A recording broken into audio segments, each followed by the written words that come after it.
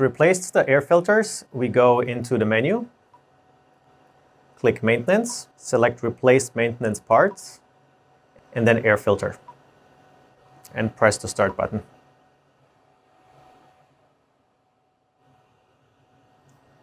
You open the cover. You open the air filter cover, and we pull the air filter out. We get the new air filter and slide it back in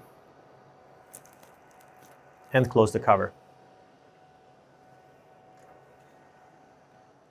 Close the cover and press the Done button on the display.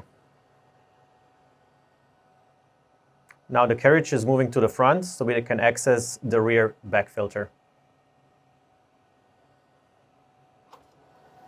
You open the cover. You open the air filter cover here. And the same way, we just pull out the air filter and we get the new air filter. Slide it back in and close the cover. And press the Done button on the display. And that's it.